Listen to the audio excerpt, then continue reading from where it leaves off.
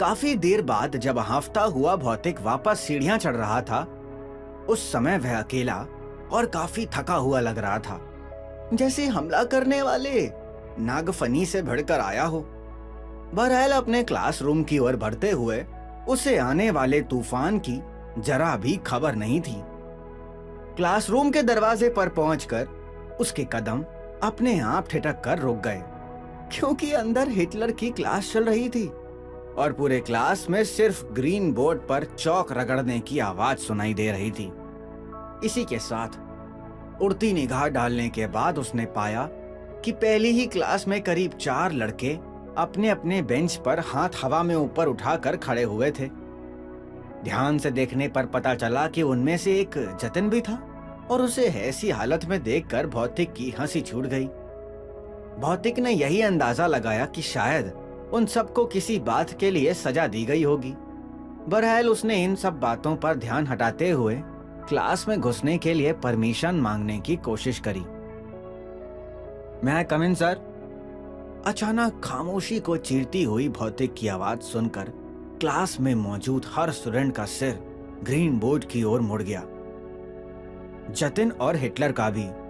बहरहाल हिटलर ने उस पर कहे ढाती निगाह डालने के बाद वापस ग्रीन बोर्ड पर कोई मैथमेटिक इक्वेशन लिखना जारी रखा और इसी के साथ क्लास में मौजूद हर स्टूडेंट का सिर ग्रीन बोर्ड की ओर मुड़ गया, सिवाय जतिन के, जिसके चेहरे पर अजीब से दर्द का भाव था।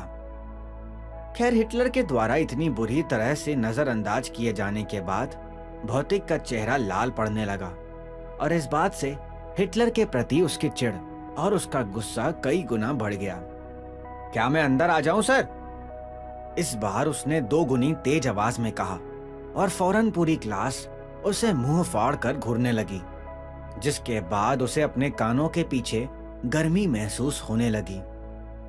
हालांकि इस बार भी हिटलर ने कोई जवाब नहीं दिया, बल्कि बेहद तीखी निगाहों से उसे घूरने लगे और इस वक्त उनका चेहरा बुरी तरह लाल हो गया था और उनकी मांसपेशियां बुरी तरह फूल और पिचक रही थीं। ये बात भौतिक भी महसूस कर रहा था।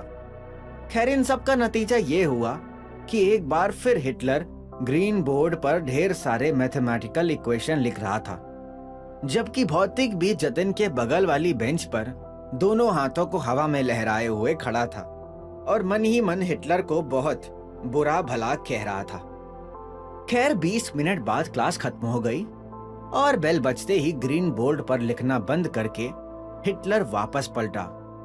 कुछ पलों के लिए उसने भौतिक को बुरी तरह घूरा और भौतिक ने भी वापस उन्हें घूरना जारी रखा। इसके बाद मुड़कर हिटलर क्लास से निकल गया। वो तुम्हें पसंद नहीं करते हैं ना? साथ में चलते हुए शालिनी ने भौतिक से पूछा और जतिन भी उसका मुंह ताकने लगा, जबकि उसका पूरा बदन अकड़ गया था। हाँ, तो मैं उसे कौन सा पसंद करता हूँ, बल्कि मैं तो ये सोच रहा हूँ कि उसके जैसा खड़ूस आदमी यहाँ का प्रोफेसर कैसे बन गया।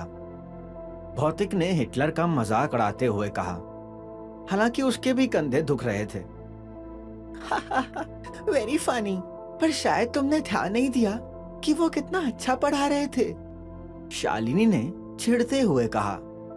ओ हाँ, माफ करना, अगर तुम्हारी तरह मैं भी आराम से बेंच पर बैठा होता और मुझे उसके लिए गालियां बकने से फुर्सत मिल जाती तो मैं जरूर ध्यान देता कि उसके जैसा ढक्कन आदमी ग्रीन बोर्ड पर क्या लिख रहा था। भौतिक ने व्यंग कसते हुए जवाब दिया। हाँ, अगर तुम सही समय पर क्लास में मौजूद होते तो तुम भी मेरी तरह आराम से बेंच पर बैठे रहते और शायद तब तुम्हें दिखता कि उन्हें अपने सब्जेक्ट का कितना डीप नॉलेज था। शालिनी ने रोष भरे शब्दों में जवाब दिया। हाँ, क्योंकि बाहर मेरे पापा आए हुए थे, कम से कम मेरे पापा को मेरी परवाह तो है। भौतिक ने गुस्से में आकर कुछ ज्यादा ही बोल दिया और उसको जवाब देने के बजाय शालिनी कुछ पलों तक उसे गुस्से से घूरती रही और इसके बाद आंखों में आंसू लिए वहां से निकल गई। तुम्हें इतना ज्यादा नहीं बोलना चाहिए था, जतिन ने डरते डरते उसे समझाने की कोशिश की, जबकि भौतिक अपने व्यवहार पर बुरी तरह हैरान और शर्मिंदा था। वैसे तुम्हें आने में इतनी देर क्यों हो गई थी? और तुम्हारे पापा किस लिए आए थे? जतिन ने उससे सवाल किया। हॉस्टल चलो, रास्ते में सब बताता हूँ। कहने के साथ ही भौतिक सीढ़ियों की ओर चल पड़ा। हाँ चलते हैं, वैसे भी मैं तुम्हारे ही रूम में शिफ्ट हो गया हूँ। हाँ, मनदीप ने बताया था। तुम इससे खुश नहीं हो? नहीं, देखो मैं खुश हूँ, पर इस वक्त नाच तो नहीं सकता ना। दरअसल मेरे कंधे दुख रहे हैं, भौतिक ने संभल कर जवाब दिया, क्योंकि वो आज ही के दिन अपने दो दोस्तों को नहीं खोना चाहता था। चलो, कम से कम तुम्हारा कंधा है तो। मुझे तो मेरा कंधा महसूस ही नहीं हो रहा है, जतिन ने मुरझाया सा चेहरा बनाते हुए जवाब दिया। समझ सकता हूँ, भौतिक ने उसे सांत्वना देने की कोशिश की। अभी दोनों आपस में बातें करते हुए आगे बढ़ ही रहे थे कि जतिन फिर किसी से टकरा गया। हे भगवान, फिर से नहीं, जतिन ने बुरी तरह अफसोस करते हुए बड़बड़ाकर कहा। ओए छछूंदर की औलाद, आंखें बटन, सामने का कुछ दिखता नहीं है क्या? उसकी बरसाती मेढक जैसी टर टर की आवाज से भौतिक ने फौरन उस लड़के को पहचान लिया, जिससे जतिन आज ही के दिन दूसरी बार टकराया था। और वो कोई और नहीं, वही विक्रम था। हमारी तो आंखें ही हैं, अपना चेक करवा लो, भौतिक ने आक्रोश और उद्दंडता से भरे लहजे में जवाब दिया और फौरन विक्रम उसके करीब चला आया।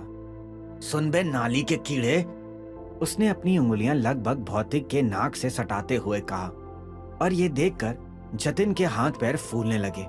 बोल चिलगोजे की औलाद, भौतिक ने उसकी उंगलियों को दूर झटक दिया।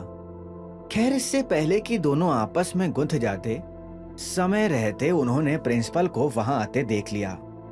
गुड आफ्टरनून सर, विक्रम ने चापलूसी भरे अंदाज में कहा, और उन दोनों पर कह ढाती निगाह डालने के बाद फौरन वहां से चलता बना। बच्चों, अपने अपने क्लास में जाओ, कहने के साथ ही प्रिंसिपल मुस्कुराते हुए दूसरी तरफ देखने लगे। खैर, विक्रम के जाते ही भौतिक भी तेजी से कदम बढ़ाते हुए हॉस्टल की ओर चल पड़ा। अगला एपिसोड सुनने के लिए सब्सक्राइब करें इस चैनल को, और नहीं हो रहा इंतजार और अभी सुननी है पूरी कहानी तो डाउनलोड करें कुकू FM ऐप।